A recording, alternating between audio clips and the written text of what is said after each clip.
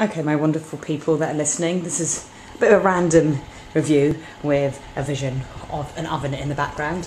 But basically, I realised that I'm not the most feminine of television watchers. I mean, I wake up every Saturday morning desperate to watch Spartacus, and today Spartacus was good. Everything is escalating, the grey area good, and characters that I thought would be in it for a while are already being killed off.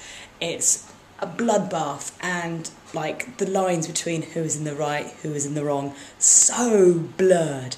All the characters are equally as passionate and interesting and violent and hot. The guy who plays Caesar, my goodness, is he a fine example of manliness, and yeah, much more spurty blood and stonings and beatings to death and bones jutting out of people.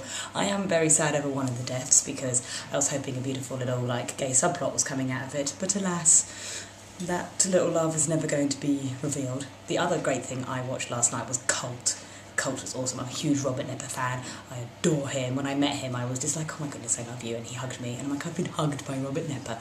You know, I adore the character of T-Bag in Prison Break. I loved him in Breakout Kings. I loved him in Carnival. And now Cult. Cult is the kind of show I can really get into. It's all it's meta for a start. It's a TV show within a TV show. It's a TV show about a cult.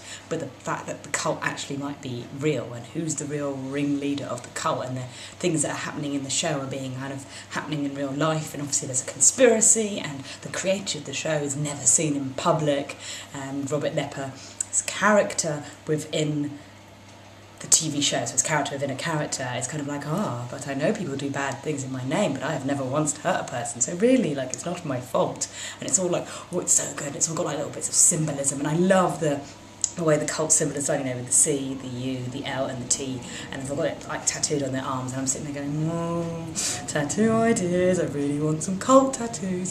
So shows like Cult and the following out, it's serial killers and baffling, horrendous murder, and that kind of age of TV has progressed again. It's first there was only just Dexter, but what I love about the following and Cult is the fact that there's more to the mystery. There's all the symbolism. There's all and especially with Cult, there's all the fans. I mean, there's a cafe in it called Fandom, and I'm I want to go to that cafe and hang out with fandom people. It's oh my god, a geek cafe where they watch their favourite shows together and everybody chats about it. You only do that at conventions. I want one of those cafes. But yes, Cult is awesome. It's murder and mystery, and yes, I like blood, and I like violence, and I like sociopaths and serial killers and psychopaths and battles and torture and just craziness. The next thing I've got on my watch list is Series 2 of American Horror Story. Obviously I also like some slightly more girly stuff like Glee. There's got to be exceptions to everything, but after an evening and a morning of watching anime about boys with superpowers destroying everything and things like Cult and Spartacus, I decided to do something a little bit more feminine and a little bit more domestic, and I've been baking. So I've got my nice veggie health book here, and I've got a nice vegetable loaf which is about to go in the oven. I also made a batch of oaty cookies, although the amount of honey and demerara sugar they ask for these things, I'm not entirely sure how healthy they really are. Oats may be healthy, but not if you smother them in honey. But I'm looking forward to them coming out the oven, which they're about to do any minute now. Look at this. Whoa, there's a steam on the camera. Well, you can't see anything. Oh no, through the mystery. All right. My attempt to bake.